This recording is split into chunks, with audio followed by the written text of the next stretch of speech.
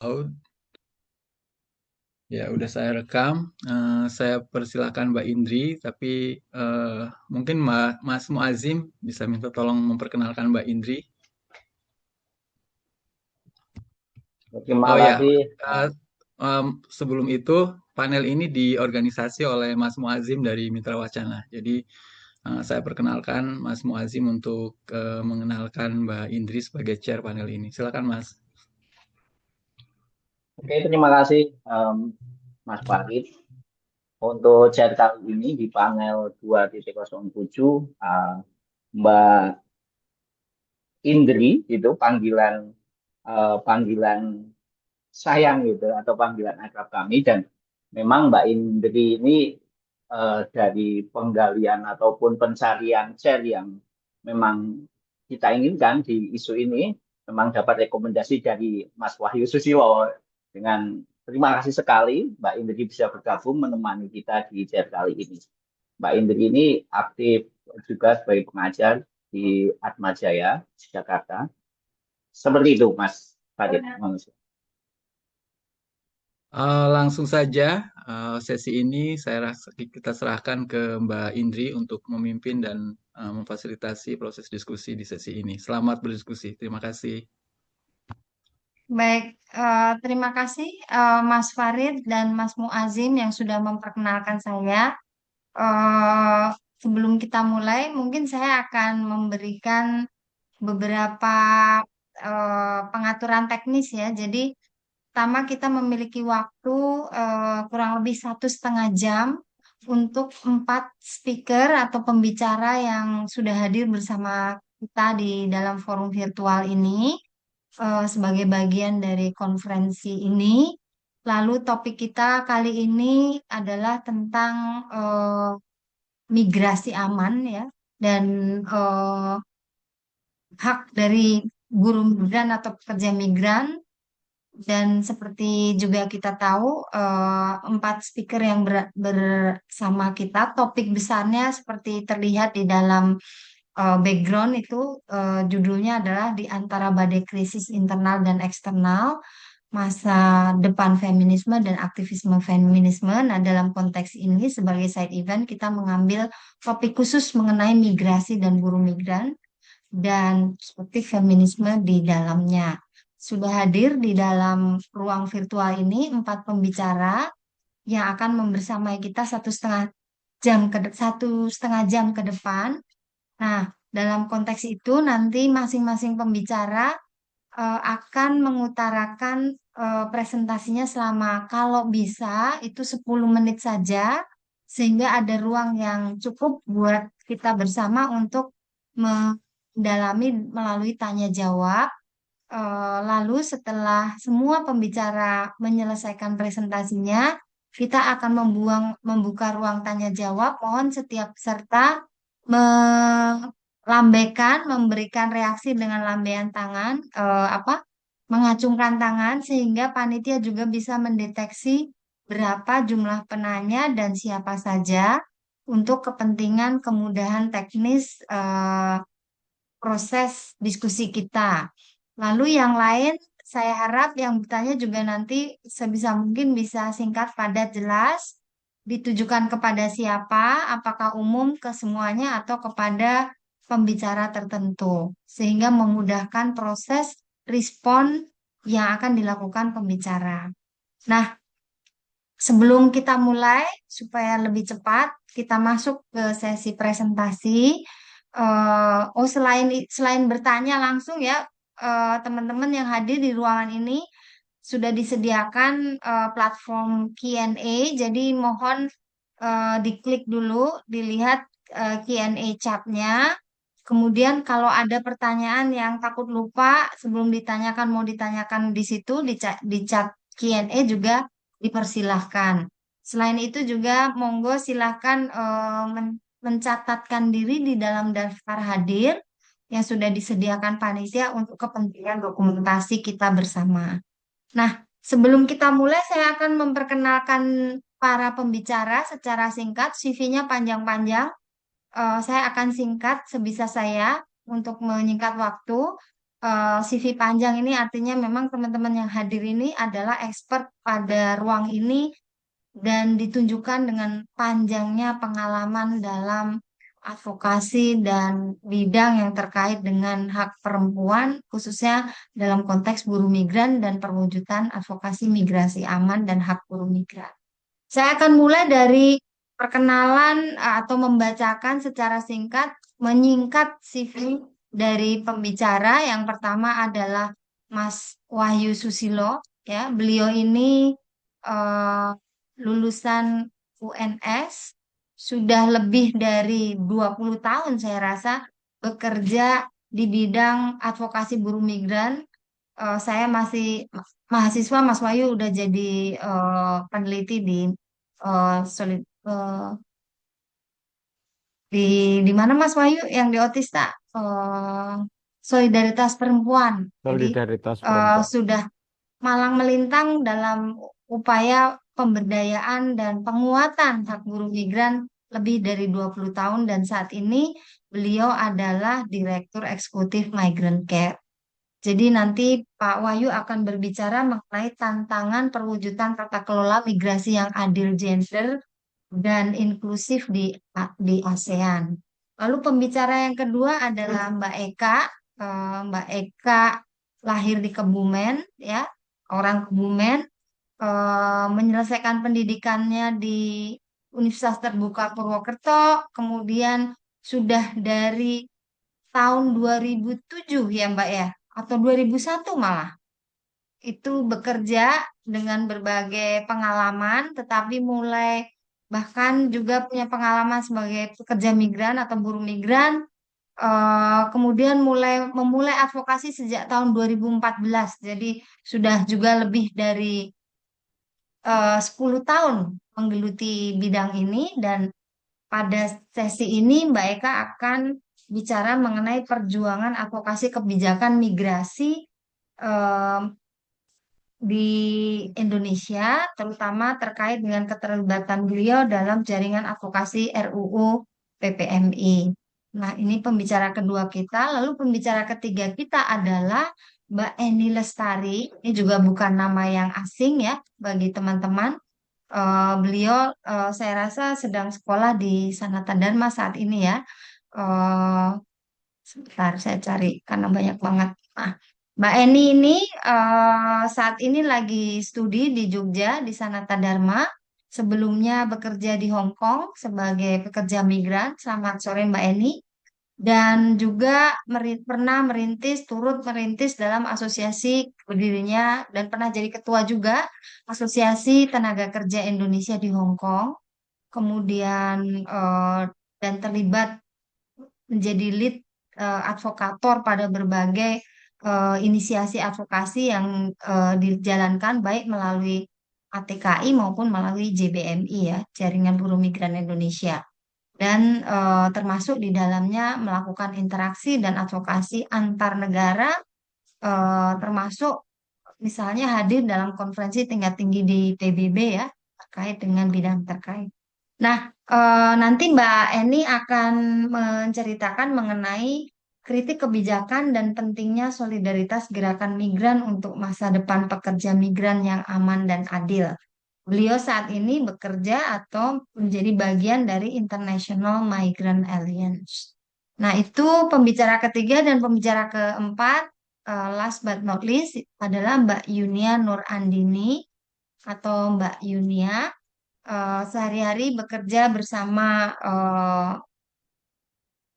Mitra Wacana ya Mbak ya, kalau saya nggak salah ya, salah satu Iya, peneliti betul. staf dari Divisi Pendidikan dan Pengorganisasian Mitra Wacana. Kemudian sebelumnya juga banyak punya pengalaman di bidang editor ya, jadi punya pengalaman terkait dengan isu-isu gender dan juga penulisan terkait dengan gender dan perempuan. Nah, itu eh, gambaran singkat speaker yang akan membersamai kita dan berbagi pengetahuan dengan kita sore ini di dalam konferensi ini. Nah, tanpa panjang lebar, saya ingin mempersilahkan Mas Wahyu terlebih dahulu sebagai speaker pertama, waktunya 10 menit. Silakan. Saya izin timing, nanti kalau sudah lewat saya akan coba eh, peringatkan. Silakan Mas Wahyu.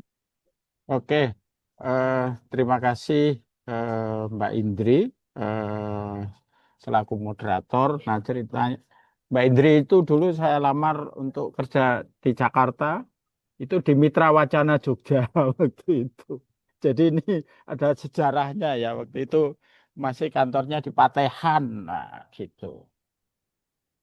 Ya, saya diminta oleh teman-teman untuk bicara soal apa konteks regional ya, di mana kawasan ASEAN itu memang kalau secara eh, kuantitatif adalah jumlah terbesar dari pekerja migran Indonesia yang kerja di eh, apa luar negeri ya, selain tentu Timur Tengah ya, dua kawasan di mana dan juga kawasan Asia Timur dan saya merasa bahwa apa penting kita untuk bicarakan ini karena saya kira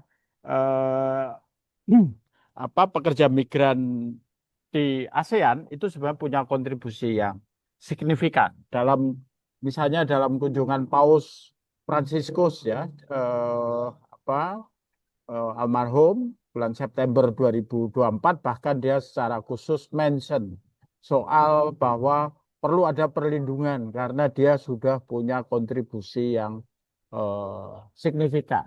Tapi sampai sekarang memang ASEAN belum punya atau meskipun punya modalitas tapi tidak punya rekognisi yang konkret untuk pekerja migran. Meskipun pertumbuhan ekonomi di kawasan ASEAN, kalau tanpa pekerja migran mungkin nggak ada apa-apanya gitu ya. Misalnya sektor infrastruktur, perkebunan, perikanan, jasa, dan yang seringkali dilewatkan, mereka yang kerja di sektor care work atau care ekonomi ya, sektor perawatan dan pengasuhan gitu. Nah, kalau kita baca World Development Report tahun 2023, kawasan migrasi kawasan ASEAN itu adalah koridor migrasi selatan-selatan yang punya dampak signifikan untuk menyumbang gerak ekonomi global. Selain koridor OECD,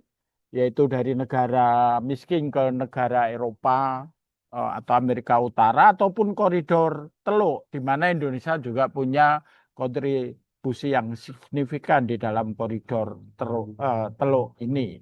Nah, kita tahu kalau kalau kita baca datanya World Bank ya tentang remittance and development itu 3 negara ASEAN itu selalu masuk di dalam 20 besar negara penerima remitensi atau negara penerima remitensi terbesar pekerja migran ya 20 negara itu yaitu Filipina, Vietnam, dan Indonesia. Tapi juga kabar buruknya itu adalah di separuh wilayah ASEAN, yaitu sering disebut Mekong, atau kalau dalam bahasa lalu itu Indochina, itu adalah kawasan merah untuk force criminality, yaitu untuk misalnya scamming online ataupun judi online, itu di Laos, Myanmar, dan Kamboja, dan saya kira ini inland ya, di dalam penilaian tentang trafficking. Misalnya 3 negara ini masuk tier 3 di dalam TIP report Amerika seperti itu. Nah, ada banyak problem ya, Pak. Problem tentu dua negara, 10 negara ASEAN itu terbelah di dalam 2 posisi. Ada negara asal, ada negara tujuan, tapi sebenarnya juga ada negara transit. Misalnya kalau kita lihat posisi Thailand gitu ya. Sementara Thailand sendiri juga ngirim pekerja migran ke Malaysia dan ke Singapura gitu. Nah, posisi ini yang seringkali di country of origin dan country of destination itu berbeda posisi gitu ya. Ada pendekatan ekonomi tenaga kerjaan, ada sedikit pendekatan HAM. Tapi di negara tujuan ada pendekatan keamanan. Meskipun demikian juga negara-negara, misalnya negara asal pun tidak solid ketika berhadapan dengan negara tujuan. Misalnya saling menjatuhkan harga gitu ya, hanya untuk mendapatkan kuota pekerja migran yang banyak seperti itu. Nah, itu perspektif ekonomi ketenagakerjaan gitu ya. Kemudian juga problem yang sampai sekarang nggak terpecahkan adalah undocumented migrant worker. Karena kemudian eh, penanganannya lebih banyak penanganan keamanan yang rentan mengkriminalisasi migrant worker sebagai undocumented. Padahal problem undocumented migrant worker itu juga terkait dengan buruknya tata kelola migrasi tenaga kerja dan tata kelola perbatasan. Di Asia Vision 2015 dulu, itu ada ASEAN Economic Community, ada namanya Mutual Recognition Arrangement. Jadi sebenarnya ada skema Free Flow Skill Labor Movement. Inilah salah satu kebijakan yang diskriminatif, yang saya kira kemudian tidak mengakui free flow dari pekerja migran yang berupa rendah, misalnya PRT, pekerja di kebun, konstruksi, atau transportasi. Mereka didiskriminasi, di-excluded seperti itu. Jadi sebagian besar juga adalah mereka yang kerja di sektor perawatan dan pengasuhan. Dan kita lihat sekarang kondisi ASEAN lagi nggak baik-baik saja, ada penurunan kualitas demokrasi HAM di hampir semua negara-negara anggota ASEAN, menyempitnya ruang kebebasan masyarakat sipil, ada kudeta militer, konflik bersenjata. Nah, itu saya kira punya pengaruh yang signifikan ya, menambah kerentanan pekerja migran di kawasan Asia Tenggara. Meskipun sebenarnya di atas kertas ASEAN itu punya modalitas yang banyak mengenai pekerja migran.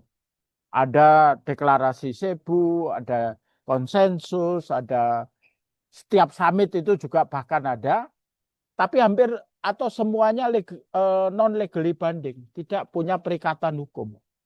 Ada satu instrumen yang punya legally binding, yaitu ASEAN Convention Against Trafficking in Person, tapi ini tidak dimanfaatkan secara maksimal. Kita lihat contohnya aja ya, ketika Indonesia menjadi tuan rumah ASEAN pada tahun 2023, kita ada 3 deklarasi yang terkait dengan pekerja migran. Perlindungan pekerja migran dalam situasi krisis, penempatan dan perlindungan pekerja migran di sektor perikanan, deklarasi pemimpin ASEAN mengenai pemberantasan perdagangan orang karena penyalahgunaan teknologi digital. Tapi lebih banyak dokumen ini hanya manis di atas kertas. Pada tingkat implementasi, ya saya kira dikembalikan pada negara masing-masing, dan negara masing-masing itu punya concern yang berbeda-beda. Saya minggu lalu baru hadir di ASEAN Forum on Migrant Labor. Ketika ada satu deklarasi yang hampir semua negara itu setuju, misalnya pekerja migran tidak boleh dihalangi untuk menggunakan handphone. Singapura motion bahwa ya harus dibatasi dong. Batasi misalnya waktu kerjanya dia nggak boleh pegang handphone. Nah itu masih memperlihatkan betapa konservatifnya ya negara-negara, terutama negara-negara penerima untuk tuntutan mengenai hak atas komunikasi, juga hak-hak yang lain itu seringkali mereka kemudian mempertanyakan itu gitu. Memang dibutuhkan adanya maksimalisasi komitmen global di ASEAN. ASEAN ini aneh juga ya, hampir semua negara meratifikasi, mengadopsi SDGs, Global Compact of Migration, bahkan di dalam Global Compact of Migration ini kawasan ASEAN itu negara-negara yang dianggap champion itu ada 3, Kamboja, Filipina, dan Indonesia. Tapi kita tahu Indonesia sampai sekarang nggak, kita nggak punya rencana aksi nasional untuk Global Compact of Migration. Kamboja kita tahu wilayah merah, ada force criminality yang kuat, dan Filipina, saya kira nanti Mbak ini bisa cerita banyak, itu orientasinya makin orientasi yang labor export, seperti itu. Nah ini yang saya kira tantangan ya. Nah kemarin waktu ASEAN Vision itu dideklarasikan, kita ingin dorong bahwa harus ada peta jalan ASEAN mengenai perlindungan pekerja migran untuk menindaklanjuti ASEAN Vision 2045. Our Mas, Shared waktunya Future 2 kalau menit nggak salah. lagi ya, Mas. J, siap, siap. Nah, ini yang saya kira juga ada banyak ratusan rekomendasi dari ASEAN Forum on Migrant Labor yang sebenarnya secara technicality kalau itu dilakukan sebenarnya akan ya paling enggak peta jalan itu sudah ke arah yang benar gitu ya. Misalnya ada digitalisasi, kemudian ada tentang SDGs, kemarin kita hadir di Kuala Lumpur, kemudian kemarin waktu di Laos itu temanya tentang care work, seperti itu. Jadi ini yang saya kira juga menjadi kita punya komitmen ya untuk melakukan advokasi di level ASEAN. Nah, Indonesia saya kira punya peran yang besar ya, karena Indonesia saya kira kan negara yang punya pengaruh. Tapi perkembangan terkini itu Indonesia kayaknya udah nggak terlalu aktif di ASEAN, nggak melihat ASEAN yang ASEAN yang prospektif untuk mereka. Indonesia sekarang lagi gencar-gencarnya pengen masuk di BRICS, seperti itu. Nah, rekomendasi kami ASEAN itu harus juga melopori perbincangan mengenai pekerja migran ASEAN, bukan hanya di pilar sosial budaya, tapi juga pilar ekonomi dan pilar politik keamanan. Mungkin kita juga harus mulai ya untuk mendorong atau punya inisiatif masyarakat sipil, punya laporan reguler ya mengenai kontribusi pekerja migran untuk ASEAN, misalnya Migrant Quality Life Index ya, dengan dimensi inklusi, kesetaraan dan keadilan gender. Nah, isu-isu kini untuk ASEAN saya kira juga harus segera direspon, misalnya force criminality using digital teknologi, migrasi dan ekstremisme kekerasan, climate migration, kemudian juga labor and just transition relation dengan migration. Karena tema-tema baru ini sangat erat kaitannya dengan gender justice, juga dengan inklusi sosial. Saya kira itu saya kembalikan ke Mbak Moderator, Mbak Indri. Terima kasih. Baik, terima kasih Mas Wahyu untuk berusaha Ya. tepat waktu.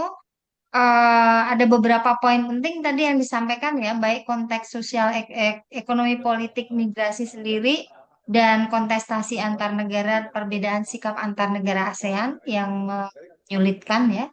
Kemudian tadi di-highlight belum ada aturan yang secara regional mengikat, meskipun sudah ada deretan berbagai inisiatif deklarasi.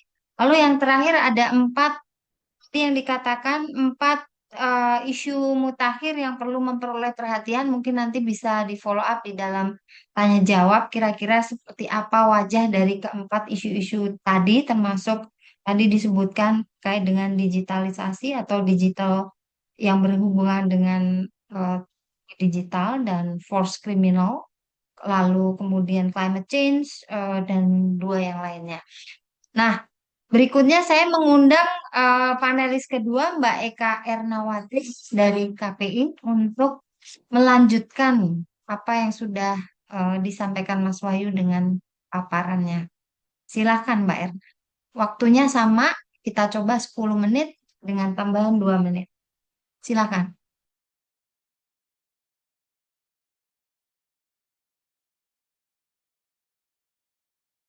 Salah ya Mbak Eka, Mbak Eka. Mbak Eka ada?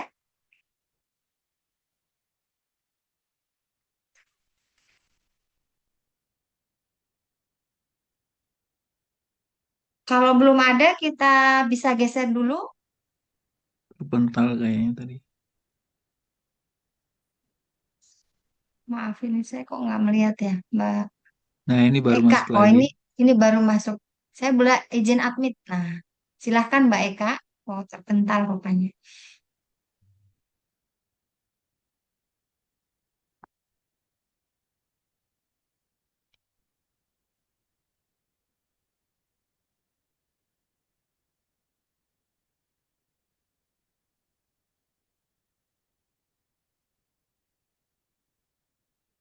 Baik, Kak.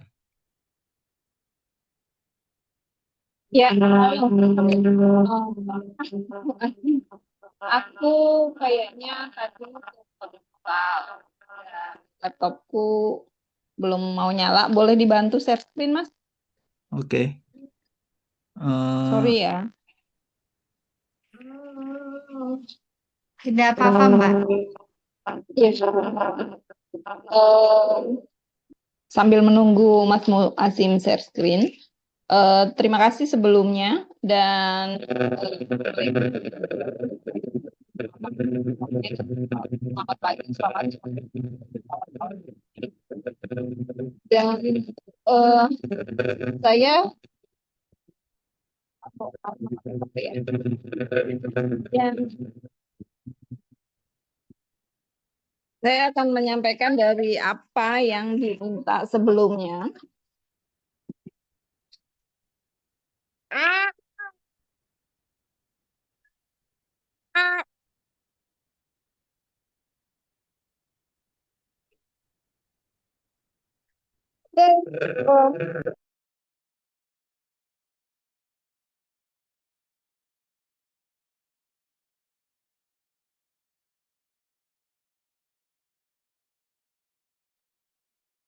Mungkin kalau Mbak Eka belum siap untuk efektivitas waktu, bisa Izin panel ya, ini Mas, untuk digeser dulu ke ya. Mbak.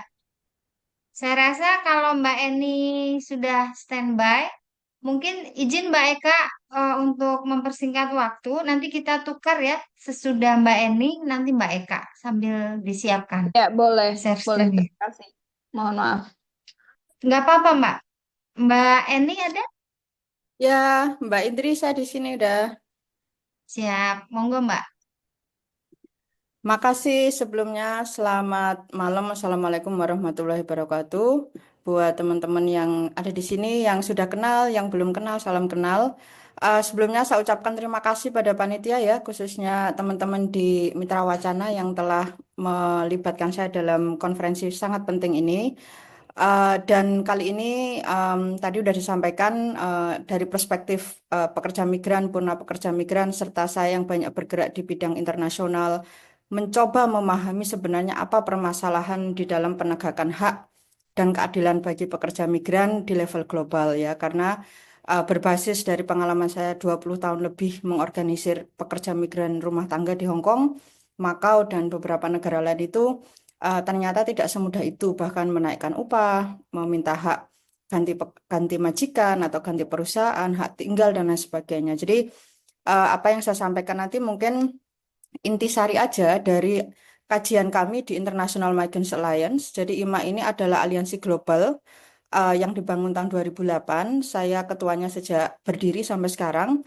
Dan IMA ini memang 80% anggotanya itu adalah grassroots dan fokusnya itu memang menyatukan suara-suara dari bawah untuk disuarakan di level regional dan global. Tapi lebih dari itu bagaimana kita menggroundingkan atau mengakarkan temuan-temuan kami di level global ke akar rumput. Karena yang kami amati realitanya migran itu terkotak-kotak di dalam sektor negara, bahkan di dalam tempat kerja, dan banyak isu yang mereka hadapi sebenarnya isu yang itu sudah didesain di global, tapi karena akses terhadap informasi dan mobilitas sangat terbatas, maka secara otomatis migran itu sudah tersekat-sekat, dan ini menghalangi pemahaman kita yang lebih utuh atas realita migrasi.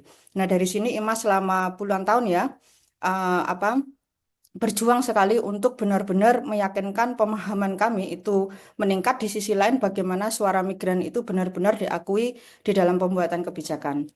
Nah, pertama ketika kami menganalisa, pertanyaan yang paling simpel yang kami tanyakan, bahkan mungkin di dalam konteks advokasi hak, itu adalah mengapa menegakkan hak yang sesimpel hak pindah kerja, hak tinggal, hak apa kenaikan upah layak dan sebagainya itu sangat berat sekali.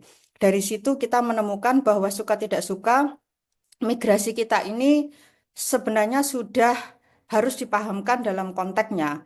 Di sini kami mengkaji bagaimana pola-pola migrasi sebelum era kapitalisme ya. Di sini saya menekankan era kapitalisme monopoli itu untuk menandai bahwa kita ini masuk di zaman modern di mana semuanya itu diatur di dalam konteks teknologi, tapi teknologi untuk profit gitu. Nah, di tahun 1800 awal migrasi awal ketika awal-awal sistem kapitalisme itu muncul, itu memang transisi dari perbudakan dan penjajahan ke kapitalisme tujuannya adalah profit ya. Bagaimana migran itu adalah supply untuk profit ya, utamanya bagi penjajah. Nah, tapi di era kapitalisme monopoli khususnya tahun 1900 ke atas ya, sampai sekarang itu kita sebut kapitalisme monopoli, berarti dia nggak hanya profit tapi super profit. Jadi, nah itu menjadi kata kunci. Nah, ini yang menerangkan kenapa migran itu diatur sedemikian rupa untuk selalu murah, untuk selalu mudah dibuang, dan untuk selalu berkarakter kerja kasar ya. Nah, di sini penekanan kami di era-era awal kapitalisme, migrasi itu memang migrasi tenaga kerja itu sudah menjadi bagian dari lahir dan tumbuhnya kapitalisme di fase awal. Karena ketika itu tenaga kerja yang masih di banyak negara jajahan itu dibawa ke berbagai tempat termasuk dari Indonesia ke Suriname ya, ke Vietnam dan lain sebagainya dalam konteks sebagai tenaga kerja sangat murah sekali. Dan itulah yang membuat akumulasi kekayaan yang sangat besar di negara-negara penjajah. Dan ketika industri mulai masuk, uang itulah atau dana itulah yang menjadi modal untuk mereka melipat gandakan keuntungannya lewat industri yang baru saja berkembang. Ditambah lagi di era-era perang utamanya, posisi migran ini juga menjadi suplai tenaga kerja baik untuk reparasi maupun bahkan bagi tenaga kerja perang itu sendiri. Saya ngomong ini di level global ya, karena nanti punya efek pada analisa hari ini.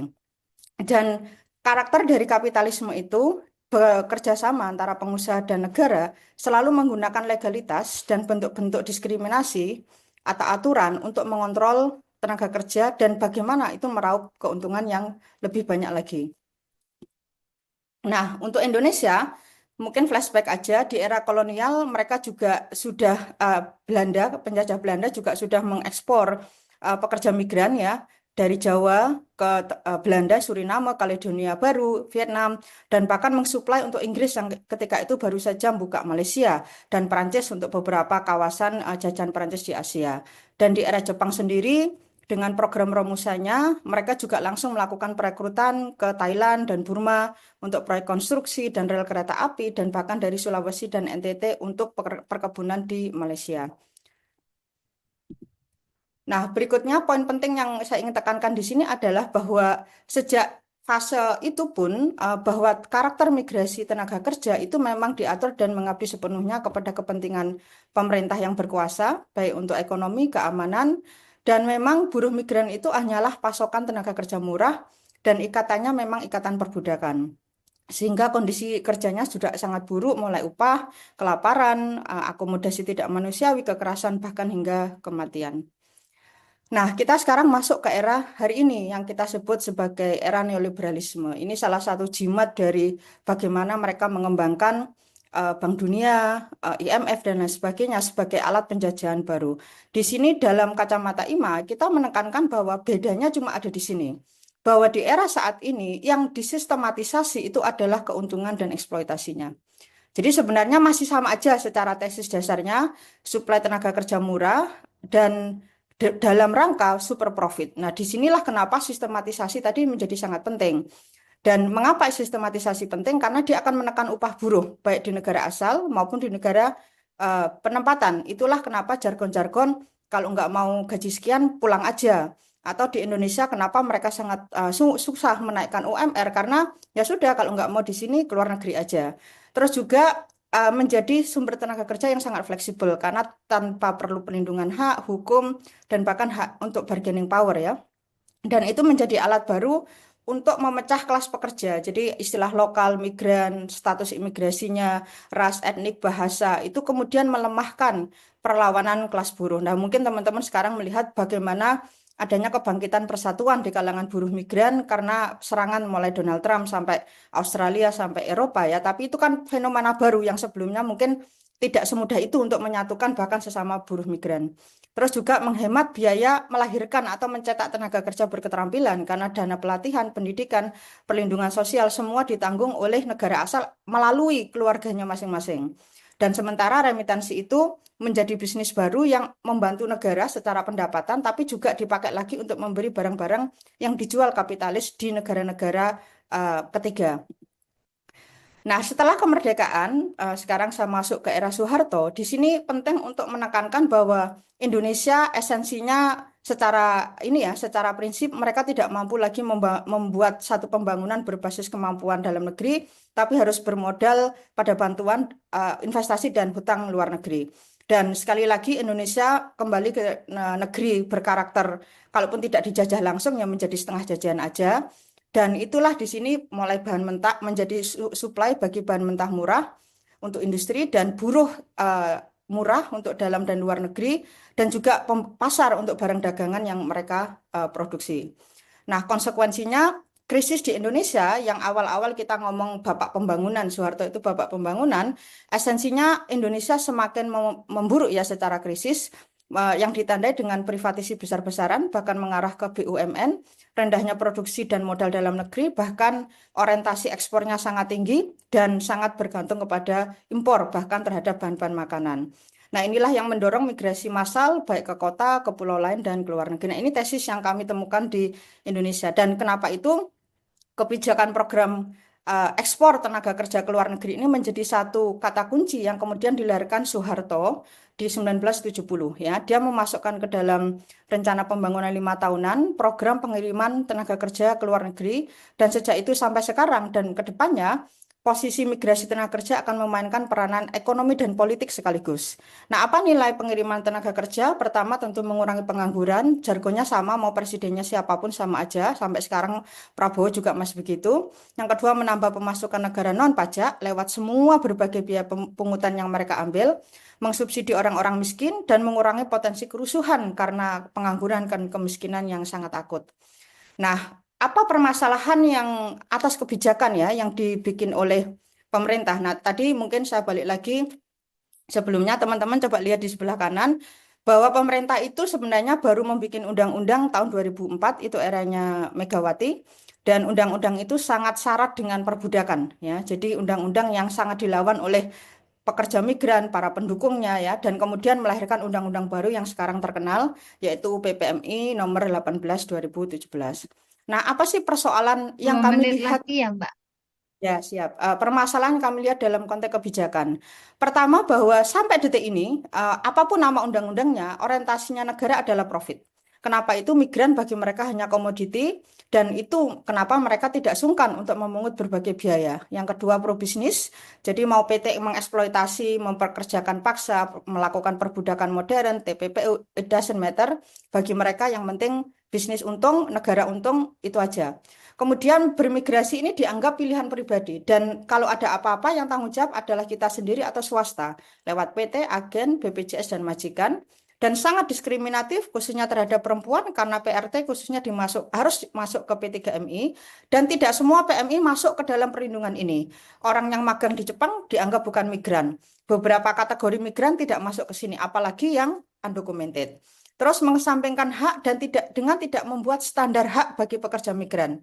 Dan berikutnya adalah meniadakan peran pekerja migran dengan sengaja tidak melibatkan peran organisasi dan serikat pekerja migran secara bermakna. Nah ini ya menit terakhir Mbak. Jadi apa yang sebenarnya menjadi wacana kami terkait hak? Ini dalam konteks global pun esensinya sama. Jadi ketika kita ngomong hak dan martabat pekerja migran, pertama yang harus kita realisasikan adalah kita ini pekerja. dan kita tidak mau disebut pekerja non formal, informal, karena itu berarti menurunkan derajat kami bukan pekerja lagi tapi menjadi budak. Makanya tuntutan kami bahkan termasuk kepada pemerintah Indonesia akui PMI sebagai pekerja formal. Konsekuensinya bahwa kita harus dimasukkan ke undang-undang perburuan dan undang-undang kekerasan terhadap perempuan, anti kekerasan terhadap perempuan, dan semua undang-undang yang berlaku untuk pekerja dan perempuan di Indonesia. Nah, ini yang membedakan dengan Filipina, karena Filipina masuk ke dalam undang-undang perburuan dan semua undang-undang di Filipina, Indonesia tidak. Terus juga artinya sistem peradilan yang harus kita nikmati itu harus juga bisa kita akses di Indonesia atau di luar negeri melalui kedutaan sesuai standar buruh di Indonesia. Berikutnya adalah menegakkan akses keadilan bagi para korban. Dalam hal ini termasuk menciptakan mekanisme hukum dan untuk pelaporan yang terjangkau, murah, adil, transparan, dan cepat. Dan menjamin hak korban atas ganti rugi. Hari ini pun kita bisa tahu berapa persen orang yang dapat ganti rugi ketika melapor. Kalaupun melapor, itu kan tipe-tipe lapor Pak aja. Setelah itu urusannya pemerintah tidak akan membuat sistem yang memang itu jelas buat kita untuk kalau memang PT tidak mau membayar apa yang bisa kita lakukan. Berikutnya adalah pelibatan peran organisasi. Ini menjadi penting ya, dan termasuk purna. Dan juga hak reintegrasi bagi purna migran juga harus ditetapkan. Hari ini UU PPMI sama sekali tidak bicara itu. Yang terakhir adalah peratifikasian C189 dan konvensi lain yang memang melindungi pekerja migran. Mungkin sampai di situ saja. Terima kasih Mbak. Wassalamualaikum warahmatullahi wabarakatuh. Waalaikumsalam. Terima kasih Mbak Eni melengkapi apa yang dikatakan Pak Wahyu ini semakin bernas ya kita mendiskusikannya. Mbak Eni ini membelajari mengenai paradigma di balik komoditisasi kerja migran. Memang pekerja migran maunya kayak gitu karena memang hanya dipandang sebagai objek untuk orientasi ekonomi dan benefit orang lain. Jadi karena itu kemudian di slide terakhir disampaikan beberapa fundamental perubahan untuk mengubah transformasi struktur dari migrasi yang adil yang akarnya adalah rekognisi pada pekerja migran sebagai kerja yang punya hak sama dengan yang lain, regardless pekerjaannya gitu ya Mbak. Kalau tadi di sesi Pak Wahyu bicara soal denial atau pengabaian pekerja migran dari perspektif care ekonomi ya. Jadi karena mereka dianggap tidak bekerja pada bidang-bidang yang memang menjadi orientasi dari elit politik di ASEAN. Nah, sudah siap Mbak Eka Ya, untuk Mbak, menyambung sudah. perbincangan kita. Silakan Mbak Eka.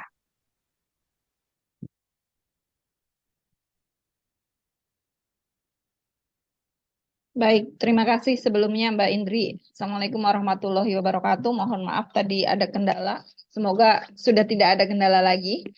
Nah, kalau tadi Mbak Eni dan Mas Wahyu juga sudah menyampaikan bagaimana tentang ASEAN dan bagaimana selama ini migrasi di Indonesia selama ini begitu ya. Sebelumnya juga salam kenal juga bagi kawan-kawan yang belum kenal, dan Mas Wahyu ini guru saya. Beliau yang saya banyak belajar dari beliau soal migrasi ini ya.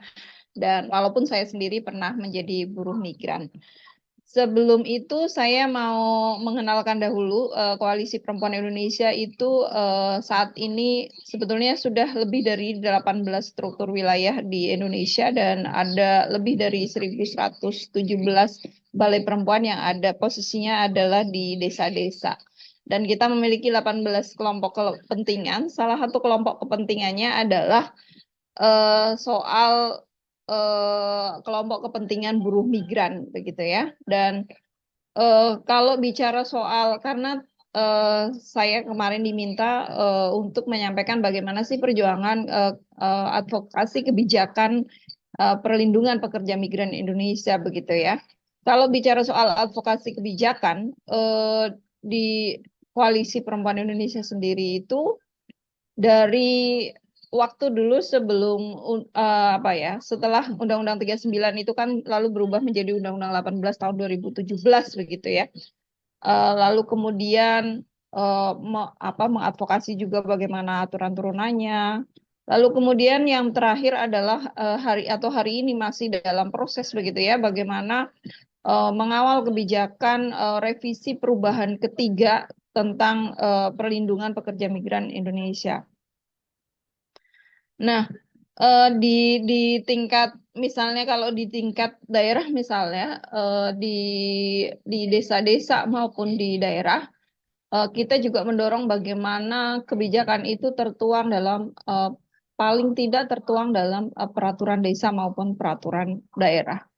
Itu beberapa hal yang dilakukan dan kami termasuk Migran Care, termasuk Mbak Eni begitu ya, itu masuk dalam jaringan advokasi kawal RUU PPMI yang terdiri dari 34 termasuk serikat pekerja, organisasi masyarakat sipil, dan komunitas pekerja migran baik di dalam negeri maupun di luar negeri. Latar belakang perubahan ketiga dari perubahan pertama kan dari 39 ke 18, lalu kemudian berubah yang sekarang dalam proses itu adalah perubahan ketiga begitu ya. Jadi sejak Presiden Prabowo dilantik begitu ya, kemudian dibentuklah Kementerian Perlindungan Pekerja Migran Indonesia yang sebelumnya disebut badan begitu ya. Lalu saat ini berubah atau dijadikan kementerian. Maka menjadi penting juga ada revisi RUU PPMI, revisi Undang-Undang Perlindungan Pekerja Migran ini. Lalu kemudian ada putusan MK nomor 127 tahun 2023 tentang awak kapal niaga dan perikanan yang bekerja di kapal asing maupun di luar negeri itu merupakan pekerja migran Indonesia.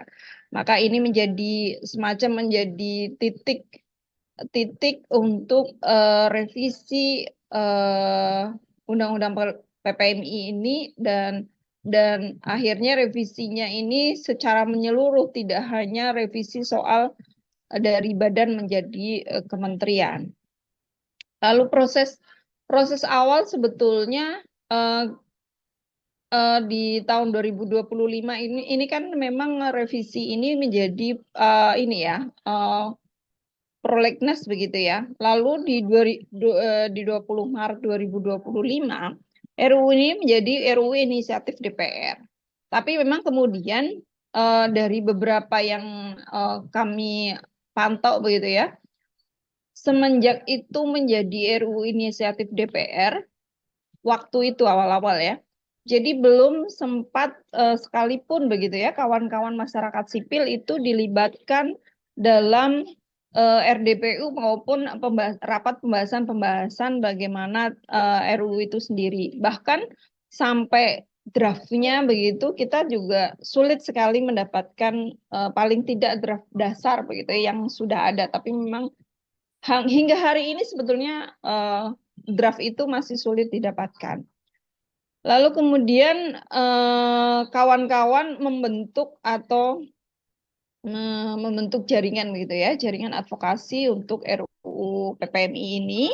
Dan di 14 Maret kami melakukan kongres pertama kami soal RUU PPMI, kemudian membuat kertas posisi, dan kita sudah menyampaikan kepada DPR dan pemerintah tentunya. Termasuk ke waktu itu masih Menteri Karding begitu ya, kita waktu itu bertemu langsung dengan Pak Menteri dan menyampaikan kertas posisi yang dimiliki oleh jaringan kawal advokasi RUU PPMI. Lalu kemudian kita mengajukan beberapa permohonan untuk dilibatkan dalam RDPU dan pembahasan di pemerintah. Namun memang hingga hari ini belum semua pembahasan atau belum semua RDPU kita itu belum semua juga kita diajak gitu ya, dilibatkan dalam hal tersebut. Kemarin memang terakhir 9 September itu sempat kawan-kawan di luar negeri, seluruh kawan-kawan di luar negeri, terutama Hong Kong dan Taiwan waktu itu, diminta untuk dilibatkan begitu ya dalam RDPU. Tapi karena sistemnya online juga menurut kami waktu itu sangat tidak efektif begitu ya di dalam RDPU itu sendiri. Lalu baik dari draft versi pemerintah maupun versi DPR itu hingga hari ini kita belum dapat. Kemarin di tanggal 5 kalau tidak salah kita juga bertemu kembali dengan KP2MI begitu yang yang pada tanggal persis di sehari setelah menteri diganti itu kita bertemu dengan KP2MI begitu ya, membahas DIM yang dari DPR lalu diberi masukan oleh pemerintah dan meminta masukan juga dari kita. Jadi itu yang pertemuan terakhir dengan pemerintah dan pertemuan terakhir dengan DPR hingga saat ini. Tapi memang secara intinya kita sudah memberikan seluruh kertas posisi dan masukan-masukan kita baik dari kawan-kawan di dalam negeri maupun di luar negeri. Kemudian apa sih sebetulnya isu-isu krusial yang kita bahas, yaitu selain tadi soal pemagangan, lalu bagaimana peran P3MI, karena di draft yang baru itu ada perluasan peran P3MI begitu ya. Lalu soal pengampunan biaya penempatan yang masih ada kata kecuali begitu ya, di draft yang baru ada kata kecuali untuk misalnya kebutuhan pribadi PMI. Lalu bagaimana perlindungan pembela HAM dan bagaimana sistem pengawasan terhadap P3MI itu sendiri yang masih belum nampak begitu di dalam draftnya itu sendiri. Lalu kemudian apa sih rekomendasi kita? Kita berharapnya bahwa di dalam pembahasan undang-undang ini ada partisipasi bermakna begitu. Dilibatkannya bagaimana kawan-kawan buruh migran beserta anggota keluarganya dan juga mengedepankan perlindungan menyeluruh berbasis hak asasi manusia dan berperspektif gender. Karena kalau tadi seperti yang disampaikan, baik yang disampaikan Mas Wahyu dan Mbak Eni tadi, bahwa kita sangat tahu bahwa wajah buruh migran kita, wajah pekerja migran kita saat ini adalah perempuan dan bekerja di sektor yang kalau di Indonesia sendiri bahkan undang-undangnya belum ada perlindungannya ya, misalnya di PRT begitu belum ada perlindungannya. Lalu akses informasi yang lengkap itu juga belum sepenuhnya didapat atau dimiliki oleh calon pekerja migran kita, baik itu oleh dirinya sendiri maupun oleh keluarganya. Yang akhirnya kawan-kawan ini terjebak tadi oleh informasi yang tidak lengkap, akhirnya juga terjebak atau rentan menjadi korban TPPO. Sekali lagi saya mau menyampaikan bahwa perlindungan pekerja migran itu adalah tanggung jawab negara, bukan lagi tadi juga ditekankan begitu ya, bahwa selalu dikembalikan kepada diri kita sendiri maupun kepada pihak swasta maupun kepada pihak-pihak yang lain begitu ya. Tapi negara sepertinya tidak mau memberikan jaminan perlindungan itu sendiri. Itu saja mungkin yang mau saya sampaikan, Mbak Indri. Semoga waktunya masih cukup ya. Kawan-kawan, saya mau menyerukan mari kita kawal revisi Undang-Undang Perlindungan Pekerja Migran Indonesia. Karena kalau tidak dikawal, kita tahu sulit sekali kita mendapatkan undang-undang yang berpihak kepada rakyat dan memang undang-undang yang mengedepankan bagaimana pentingnya atau mengutamakan perlindungan pekerja migran Indonesia. Terima kasih. Baik, terima kasih Mbak Eka, waktunya pas banget dan seperti tadi sudah kita bahas dari dua narasumber yang lain, ini lokusnya sekarang di nasional dan kalau tadi Mbak Eni menutup dengan gagasan bahwa salah satunya kerja International Migration Alliance ini adalah buruh migran harus berdiri dan berorganisir bersama karena kalau tidak diperjuangkan tidak ada aktor lain yang sebenarnya secara paradigma itu punya niat baik untuk memperjuangkan, kurang lebihnya gitu.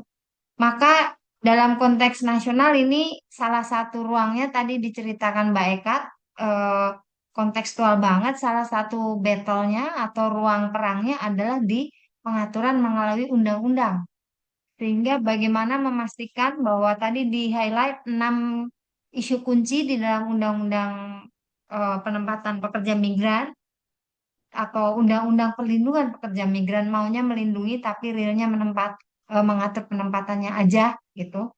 Nah, bagaimana buruh migran bisa dan bersama dengan masyarakat sipil yang lain dan organisasi massa yang lain bersama-sama, tadi pesan terakhirnya melihat ini sebagai salah satu ruang eh, perang tanding yang harus kita jaga, kita monitor untuk memastikan terwujudnya perlindungan yang lebih bermakna terhadap buruh migran dan pengakuan pada hak-hak buruh migran. Nah, saya mengundang pembicara terakhir Mbak Yunia. Mbak Yunia, silahkan waktunya 10 menit. Baik, terima kasih.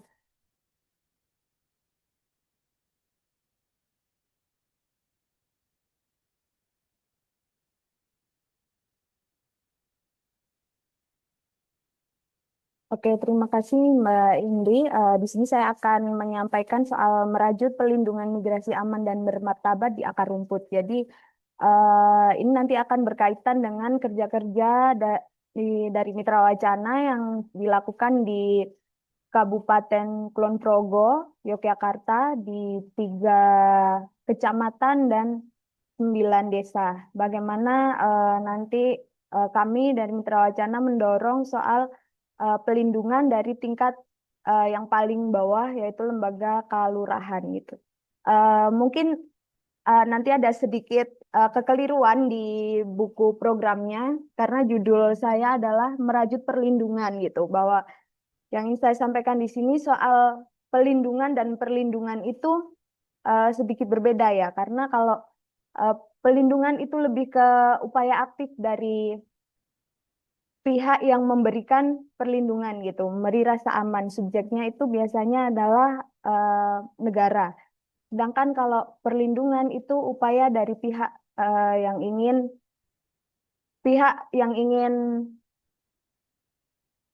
dilindungi. Subjeknya itu bersifat pasif atau mungkin korbannya untuk mencari tempat aman atau berlindung. Nah, pekerja migran itu memiliki hak untuk mendapatkan perlindungan dan negara memiliki kewajiban untuk memberikan perlindungan.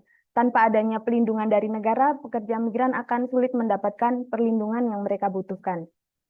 Kemudian soal migrasi aman dan bermartabat. Nah, migrasi aman di sini konteksnya adalah migrasi tanpa kekerasan. Tapi kayaknya untuk meningkat waktu tadi soal migrasi aman dan bermartabat sudah disampaikan oleh Kak Eni secara komprehensif ya, bagaimana perjuangan hak dan martabat sebagai pekerja migran gitu. Kemudian ini migrasi bermartabat itu memastikan pekerja migran Indonesia dihormati sebagai manusia yang memiliki hak martabat dan nilai kemanusiaan. Tidak hanya bebas dari kekerasan, tapi juga dijamin akses terhadap keadilan, kesempatan kerja yang layak, dan pengakuan sosial baik di negara tujuan maupun di tanah air. Nah, migrasi itu diatur dalam undang-undang itu sebagai hak, bahwa setiap warga negara memiliki hak untuk melakukan migrasi untuk mencari pekerjaan entah di dalam negeri atau di luar negeri gitu. Namun kenyataannya migrasi yang jamak terjadi adalah migrasi paksa. Seperti Mitra Wacana pernah melakukan penelitian pada akhir tahun 2024 lalu di 9 kelurahan. Rata-rata alasan orang memutuskan untuk menjadi pekerja migran adalah untuk perbaikan ekonomi. Lalu modal usaha, bayar utang, biaya pendidikan, yang mana itu sebenarnya basic needs yang harusnya itu sudah didapatkan dari negara. Hal ini tuh karena memang di dalam negeri itu sulit sekali untuk mencari pekerjaan yang layak dan tidak ada sumber daya yang dikelola masyarakat. Begitu. Lalu kita masuk di pelindungan akar rumput. Nah, kenapa saya memilih untuk di akar rumput? Kemudian nanti akan saya perkenalkan juga soal Pusat Pembelajaran Perempuan dan Anak, itu komunitas perempuan dari Kulon Progo di 9 kelurahan tadi. Kemudian ada Media Desa, itu organisasi orang muda di 9 desa juga, dan bagaimana kerjasama kami bersama stakeholder untuk mendorong soal pelindungan migrasi aman dan bermartabat. Nah, mengapa akar rumput? Bagi calon pekerja migran, kerentanan paling besar muncul di tahap awal seperti sumber informasi, lalu perekrutan dan minimnya pemahaman soal hak-hak pekerja migran. Selain itu, mayoritas PMI yang berasal dari desa, maka peran masyarakat, pemerintah desa, dan pemerintah kabupaten itu sangat krusial untuk mewujudkan migrasi aman. Nah, selama ini Mitra Wacana mungkin dari sekitar tahun 2014 itu mencoba untuk mendorong pelindungan migrasi ini di 9 kelurahan di Kabupaten Kulon Progo. Nah, dari yang sudah tadi saya sebutkan, melalui membangun komunitas perempuan, P3A, media desa, dan bekerja sama dengan stakeholders tempat gitu. Nah, masuk ke Pusat Pembelajaran Perempuan dan Anak, atau biasa kami singkat sebagai P3A. Nah, kerja-kerja yang dilakukan Mitra Wacana di tingkat kelurahan adalah membentuk kelompok perempuan yang diberi nama Pusat Pembelajaran Perempuan dan Anak berbasis di 9 kelurahan, 3 Kapanewon. Kapanewon itu kalau di Yogyakarta itu kecamatan, di Yogyakarta disebutnya Kapanewon gitu. Di Kabupaten Kulon Progo itu ada 3 kecamatan antara lain Galur, kemudian Kokap, dan Sentolo. Nah, kemudian proses bersama P3A ini seperti meningkatkan kapasitas soal diskusi, pelatihan-pelatihan gitu yang dibahas bermacam-macam, kayak migrasi aman, pencegahan tindak pidana perdagangan orang, lalu ada gender, pelatihan pengelolaan keuangan keluarga, dan lain-lain. Nah, beberapa itu seperti gender, lalu mungkin isu-isu sosial yang berkembang di masyarakat sekitar gitu. P3A ini punya seperti pertemuan rutin begitu setiap bulannya. Nah, itu biasanya diisi dengan diskusi bersama, membahas isu-isu apa aja sih yang berkembang di masyarakat kayak gitu. Itu juga salah satu upaya untuk mengatasi akar masalah dari migrasi itu sendiri. Nah, pada perjalanannya anggota P3A ini mampu mensosialisasikan isu-isu tersebut di lingkungannya. Nah, jadi ibu-ibu P3A ini sudah mampu menjadi fasilitator atau biasanya diundang sama kelurahan untuk memberikan sosialisasi mengenai gender, lalu pencegahan tindak pidana perdagangan orang, terus soal migrasi aman itu seperti apa, karena mungkin di 9 desa ini tingkat migrasinya masih cukup banyak gitu. Nah, P3A itu sendiri dulunya adalah mantan pekerja migran, tapi pada perkembangannya kayak ibu-ibu rumah tangga, ibu pekerja juga menjadi anggotanya seperti itu. Lalu kemudian ini media desa selanjutnya. Selain berproses bersama kelompok perempuan, Mitra Wacana juga membentuk kelompok orang muda di kelurahan-kelurahan. Nah, kami sebut sebagai media desa. Itu juga ada di 9 kelurahan tadi, di 3 kecamatan. Media desa itu kemudian menjadi corong suara untuk mengkampanyekan isu-isu sosial yang ada di lingkungannya, termasuk soal migrasi aman, pencegahan perdagangan orang melalui media sosial. Nah, karena mungkin kenapa memilih kelompok muda? Karena mungkin mereka dianggap lebih melek soal teknologi, dan itu bisa menjadi salah satu cara untuk memperluas jangkauan isu yang sedang dikampanyekan gitu. Nah, ini seperti di layar itu ada 2 akun YouTube. Mungkin bisa teman-teman tonton gitu, cek. Jadi ada Media Cakrawala dan Takar Media. Di situ macam-macam ya kontennya, tuh ada podcast, kemudian ada film pendek juga, terus sosial eksperimen. Nah, itu rata-rata itu kalau podcast mungkin ada beberapa wawancara dengan para mantan pekerja migran. Kemudian sosial eksperimen, menarik sekali sosial eksperimen itu untuk eksperimen sosial dengan isu-isu yang menarik menurut mereka gitu. Nah, biasanya media desa ini juga ada pertemuan rutinnya gitu setiap bulan, entah itu diskusi-diskusi atau mungkin perencanaan, mau merencanakan, mau membuat konten apa gitu. 2 menit Lalu, lagi ya, Mbak. ya baik.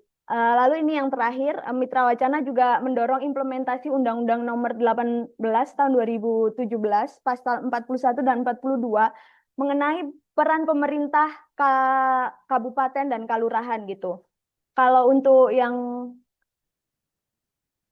di tingkat kalurahan, Mitra Wacana ada MOU, ini seperti yang dituliskan di ada file MOU-nya, itu dokumen MOU yang sudah ditandatangani oleh 9 lurah di Kulon Progo untuk mendorong implementasi migrasi aman seperti itu.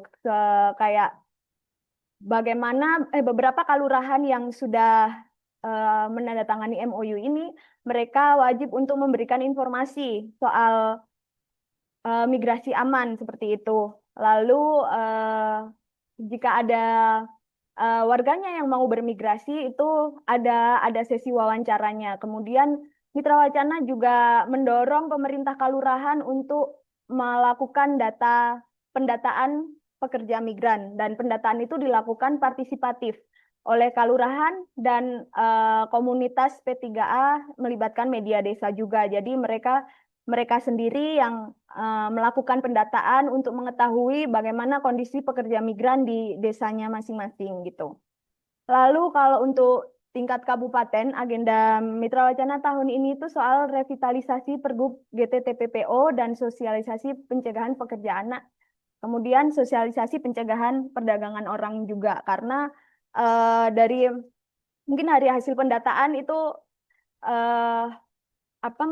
migrasi yang sudah terjadi itu sangat rentan orang untuk kemudian menjadi korban TPPO. Mungkin itu saja. Terima kasih. Baik, terima kasih Mbak Yunia sharingnya dan insight-nya terkait dengan gerakan yang coba dibangun dari akar rumput naik ke sampai tingkat struktur ya, mencoba mengubah struktur melalui perubahan perundang-undangan di tingkat kabupaten melalui tadi advokasi Pergub GTTPO. Nah, saya mengundang ya teman-teman, kita ada waktu sampai jam 20 itu sudah harus selesai tadi pesannya panitia. Kalau saya lihat sekarang 19.38 di layar saya. Jadi masih ada kurang lebih 20 menit, saya rasa masih aman. Dengan demikian kalau kita bagi dua, bagi penanya kita beri waktu 10 menit. Nanti tanggapan dari para narasumber sekaligus closing saya rasa ya itu 10 menit. Jadi masing-masing masih ada waktu sekitar 3 menit. Nah, saya persilakan apabila ada yang bertanya mohon raise hand ya. eh, Sehingga bisa dideteksi oleh panitia lalu nanti dipin untuk diberi kesempatan. Bila tidak, saya ingin menggunakan waktunya untuk Ini memberi kesempatan ini. ada komen di Silakan. Q&A, Mbak Ya, Indri. ini saya sedang mau highlight. Saya Oke. mau mengundang Mas Dedi nih. Kalau Mas Dedinya bersedia on mic dan memungkinkan, karena memberikan komentar dan pertanyaan juga ya. Ada Mas Dedi, ada Mas Iqbal juga mengenai apa yang dibahas oleh para pembicara tadi. Mas Dedinya hadir? Bisa on mic? Atau Mas Iqbal mungkin? Halo, Assalamualaikum. Silakan Mas. Monggo. Ya, eh, sekarang kan banyak itu di antara salah satu program feminisme yaitu kesetaraan gender antara laki-laki dan perempuan. Tetapi banyak sekarang di antara masyarakat Indonesia yang belum menerima seutuhnya. Nah, yang ingin saya tanyakan, bagaimana caranya agar bisa menyelaraskan kesetaraan gender di bidang migrasi. Sekian dan terima kasih. Baik, terima kasih. Ada Mbak Rahma yang resen, silahkan. Mbak, kok Mbak Rahma sih? Pera Rahima, Mbak Pera, Ya, silakan. Malam, salam kenal kakak-kakak Malam. semuanya. Terima kasih banyak atas kesempatannya. Saya sangat senang sekali mendengar paparan dari para narasumber yang luar biasa. Saya ingin meminta apa ya, pada beberapa hari yang lalu kami itu kedatangan tamu Prof. Seiki Natsuko dari Nagoya Gakuin University Jepang. Dia menceritakan perihal buruh migran yang ada di Jepang yang saat ini jumlahnya terus meningkat sekitar 200.000 gitu ya. Mbak Vera, Dan dia maaf bercerita, videonya nggak nyala. Mbak, Mas, aku belum bisa on video, Mas, boleh nggak? Oke, boleh. Mohon maaf banget, Mas Farid. It's Ya, okay. terus dia bercerita soal persoalan perempuan di mana apa namanya banyak sekali pekerja perempuan itu yang dia hamil, lalu kemudian dia melakukan aborsi dan bahkan ada yang melahirkan dengan tidak aman dan bayinya dibuang gitu ya. Nah, kasus itulah yang menjadi kasus kasus cukup menarik perhatian karena sebetulnya kata Natsuko itu dia bilang pemerintah Jepang itu punya aturan bahwa semua pekerja itu memiliki hak untuk maternity ya, yang untuk cuti gitu ya dan mendapatkan pelayanan ketika dia ketika dia hamil gitu ya.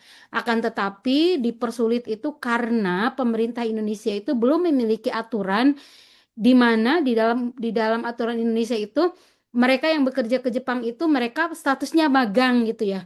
Dan karena statusnya magang itu dia kesulitan gitu di KBRI termasuk juga kalau ada kasus-kasus perempuan yang dia mengalami kayak tadi itu yang dia hamil lalu kemudian apa namanya dia Natsuko cerita dia statusnya ada yang menikah dan yang tidak menikah gitu ya dan dia sebetulnya ke Indonesia kemarin itu juga dia pingin nanya apa dialog juga dengan pemerintah soal ketenagakerjaan dan juga dia pingin bagaimana setiap tahun itu kan pemerintah Indonesia itu Kementerian Agama itu punya proyek namanya mengirimkan dai-dai ke luar negeri gitu ya. Dan dia minta juga bagaimana persoalan-persoalan perempuan, persoalan buruh migran Boleh di dipersingkat ya Mbak ya?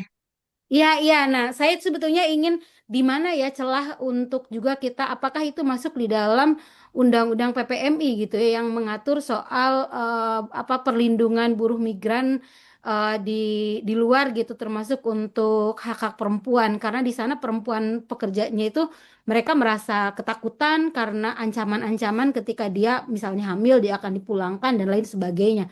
Padahal sebetulnya aturan di sana Oke, itu sudah ada gitu ya. Nah, mungkin itu oke, dan gimana ya baik. strategi kita juga mungkin bisa rekomendasi ke pemerintah termasuk ke Kementerian Agama gitu ya untuk juga memberikan dai-dai yang memiliki perspektif dan dia juga merespon pada persoalan-persoalan terutama perempuan yang dibutuhkan di sana. Itu saja Kakak, terima kasih. Baik, terima kasih.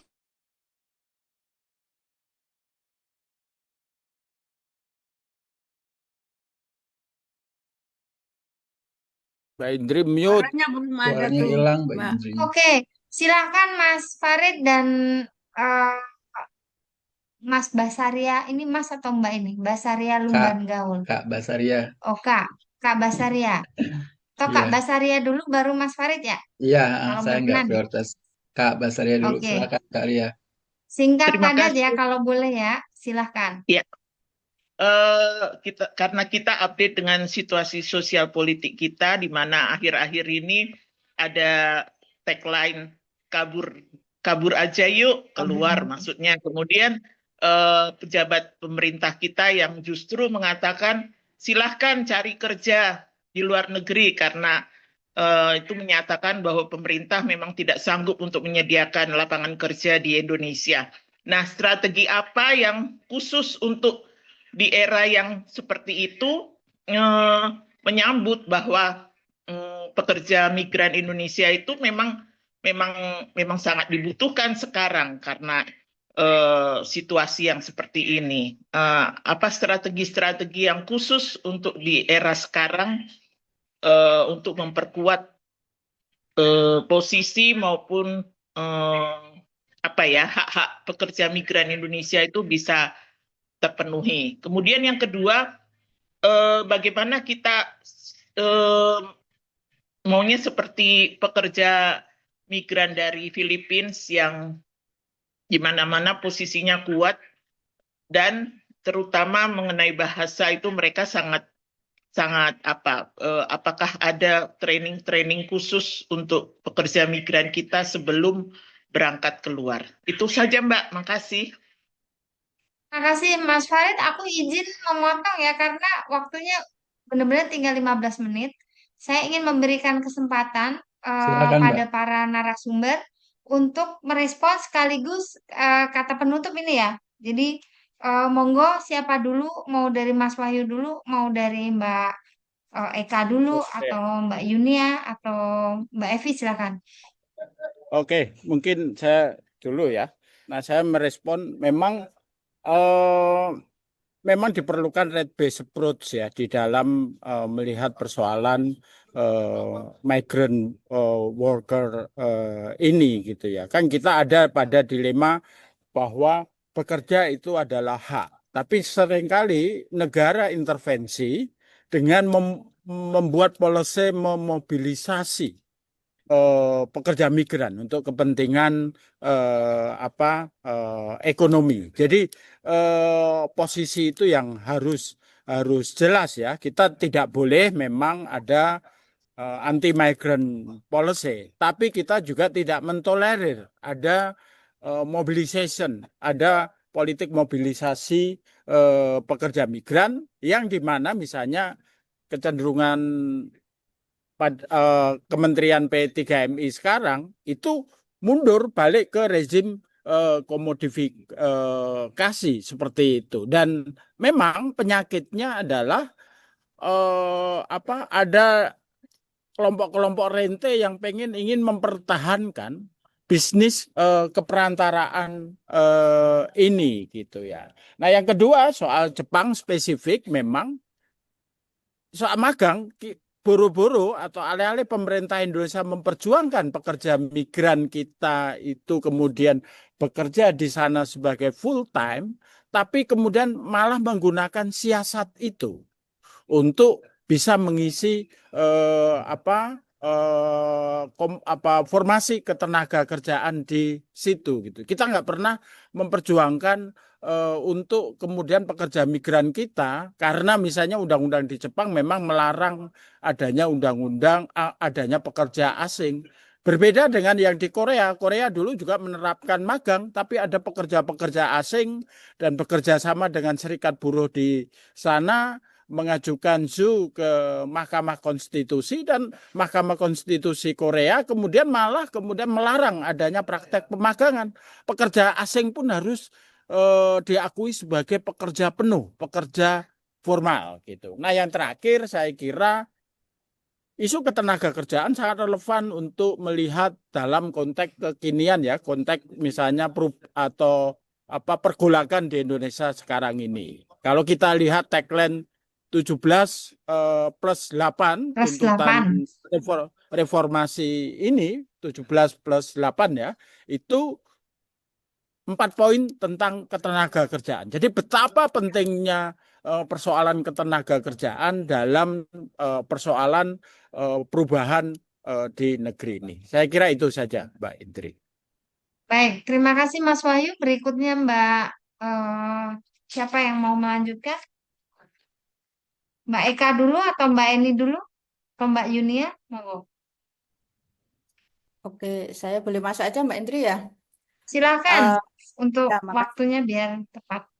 Oke, jadi ada dua hal yang ingin saya respon. Ini berbagi aja ya perspektif, karena tadi dua pertanyaan menurut saya sangat signifikan. Pertama itu terkait bagaimana menyikapi permasalahan reproduksi di kalangan buruh migran, pekerja migran perempuan ya. Satu hal sebelum saya mengusulkan, sebelum mengambil sikap, rekomendasi atau apapun, terbaik adalah sebagai gerakan feminis berbasis di Indonesia itu benar-benar mengkaji dulu aturan-aturan di negara-negara penempatan atas perempuan migran itu ya. Itu penting untuk didalami dalam arti undang-undang perburuannya dan undang-undang yang mengatur perempuan, dan juga hak apa sih yang didapatkan atau diberikan di negara tersebut. Mungkin ada haknya, tapi mungkin akses terhadap haknya itu susah. Nah, ini nih satu hal yang ini ya, karena perlu dipahami migrasi itu tidak kayak orang timur ke Jawa atau orang Jawa keluar Jawa. Kita diatur oleh rejim migrasinya, imigrasi. Jadi imigrasi itu istilahnya adalah penentu hidup dan matinya migran. Kalaupun kita punya hak, tapi kalau imigrasi mengatakan tidak, ya tidak. Nah, ini satu hal yang harus dipahami. Makanya permasalahan yang kami temukan khususnya dalam konteks perempuan mengklaim atau mengassert atau menuntut kembali hak reproduksinya itu adalah ada haknya. Tapi akses menuju hak itu susah sekali sampai impossible untuk diakses. Nah, ini jadi sebelum mengusulkan apakah perlu ada pendakwah atau mungkin kebijakan dari nasional, menurut saya harus dikaji secara ilmiah ya, secara objektif juga. Itu karena berbahaya. Nanti itu akan justru meningkatkan daya sentimen terhadap perempuan migran. Kami ini sudah mendapatkan stigma di semua lini. Jadi jangan ditambah ide-ide yang oh nanti perempuan hamil harusnya nggak hamil dan sebagainya. Itu yang pertama. Yang kedua, terkait strategi ke depan ya. Tadi saya mengutip apa yang dikatakan Mas Wahyu di sesi presentasi sangat tepat. Bahwa migrasi ini tidak hanya masalah tenaga kerja mencari kerja.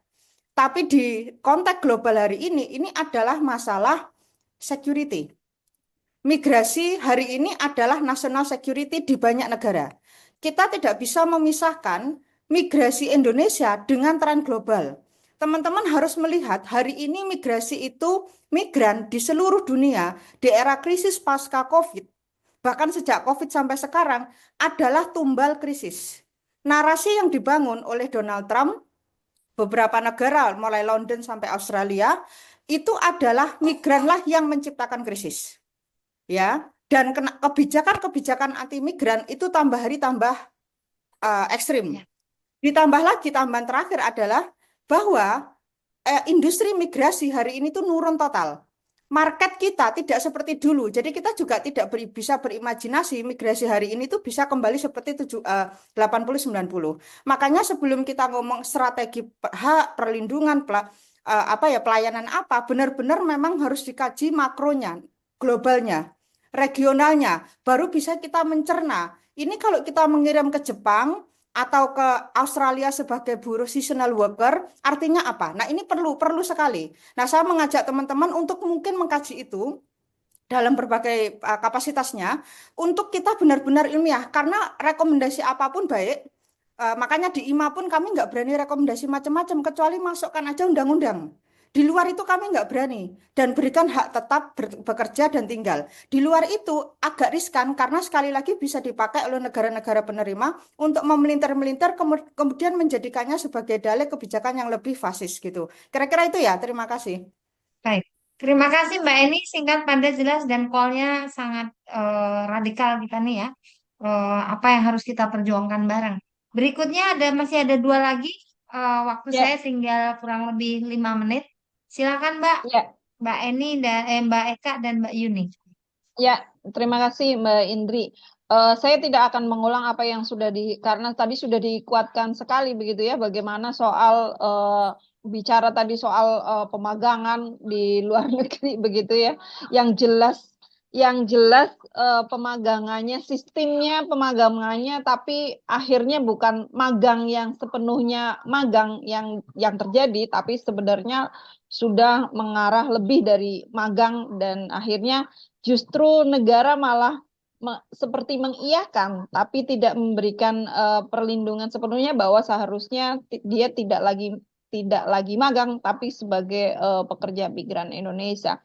Lalu kalau bicara bagaimana sih, apa di Indonesia ada training khusus begitu ya tentang pekerja migran Indonesia? Sebetulnya negara memiliki kewajiban untuk itu, Kak Basaria tadi, bahwa negara memiliki kewajiban untuk itu, memberikan pelatihan, memberikan training. Tapi yang terjadi, realita yang terjadi dari dulu hingga sekarang begitu, pelatihan atau training yang dilakukan itu tidak sesuai dengan apa yang diharapkan, atau trainingnya bahkan hanya berapa jam dan tidak memenuhi standar, tidak memenuhi kriteria. Trainingnya biasanya hanya untuk bagaimana misalnya kalau mau jadi PRT di negara lain begitu ya, bagaimana misalnya sopan kepada majik ya pemberi kerja begitu ya, tapi tidak memberikan pelatihan-pelatihan atau training-training khusus yang misalnya kalau dia mengalami kekerasan apa yang harus dilakukan begitu ya, harus kemana, mengadu ke siapa dan lain-lain itu tidak diberikan. Itu yang justru terjadi dari dulu hingga sekarang. Bahkan kalau bicara soal pelindungan dari dalam negeri sendiri itu tidak memberikan pelindungan yang cukup baik begitu ya sejak awal sekali. Misalnya kalau bicara soal reproduksi, bagaimana kawan-kawan perempuan ini diberikan atau dijadikan atau mereka itu dipaksa melakukan kontrasepsi, bahkan dia sekalipun belum menikah atau belum pernah menikah begitu ya, dia masih baru lulus sekolah mau menjadi pekerja migran misalnya, dia pun tetap dipaksa untuk memasang alat kontrasepsi ketika menjadi pekerja migran. Ini yang memang cukup menjadi apa ya, menjadi isu yang cukup krusial begitu ya, di bahkan sejak awal sebelum pemberangkatan. Selain itu, bagaimana juga informasi-informasi itu tadi tidak sepenuhnya kawan-kawan kita, bahkan misalnya sebenarnya kalau misalnya informasi soal bagaimana dia mau bekerja di luar negeri, bagaimana bagaimana biar dia bisa terhindar dari jebakan trafficking begitu kan, harusnya diberikan sejak awal, tidak ketika dia hanya baru menjadi calon pekerja migran, tapi seluruhnya kan bisa menjadi calon pekerja migran. Sekarang pekerja migran itu bisa banyak sekali yang melalui sekolah-sekolah yang dengan alasan magang begitu ya. Itu aja Mbak Indri, waktunya sudah habis. Terima Terima kasih. kasih. Terakhir Mbak Yunia, silakan. Terima kasih. Mungkin singkat saja ya karena ini waktunya sudah mepet. Jadi kami ingin menyerukan untuk melihat persoalan migrasi dari berbagai sisi, dari persoalan mikro hingga makronya untuk menghadapi persoalan migrasi modern, migrasi baru ini soal komodifikasi gitu. Jadi untuk teman-teman kami menyerukan untuk konsolidasi nasional untuk menganalisis persoalan-persoalan migrasi hari ini untuk menghadapi era komodifikasi yang sedang berjalan ini. Terima kasih. Baik, terima kasih para pembicara untuk respon yang sangat komprehensif, termasuk beberapa call penting yang mengingatkan kita bahwa isu migrasi yang aman ini terkait dengan fundamen pemikiran yang berakar pada kapitalisme dan menggunakan tubuh perempuan sebagai instrumen, sebagai bagian dari instrumen yang dikuatkan atau kemudian menggunakan negara justru untuk menguatkan proses komodifikasi itu. Nah, demikian semoga mohon maaf kalau tidak semua bisa di-raise atau di-address pertanyaannya. Waktu masih 2 menit, saya kembalikan kepada host atau organizer dari forum ini, Mas Farid, monggo. Ya, terima kasih Mbak Indri. Applause buat tim panel Semua. 207 tentang migrasi yang aman dan juga para peserta lainnya yang bikin diskusi ini sangat fruitful ya, sangat intens dan banyak sekali melahirkan pemikiran-pemikiran yang menguatkan dan mengembangkan pengetahuan kita tentang migrasi internasional. Saya nggak menambah apa-apa, tapi sebelum ditutup, saya ingin mengajak foto dulu teman-teman untuk dokumentasi. Jadi silakan yang berkenan membuka kamera, dipersilahkan untuk foto bersama. Saya tunggu beberapa detik. Ada lagi? Kalau nggak ada, saya mulai. Ada 2 layar. Ada 2 layar. Layar pertama dulu. 1, 2, 3. Layar kedua. 1, 2, 3. Ya, terima kasih sekali lagi teman-teman semua. Bravo.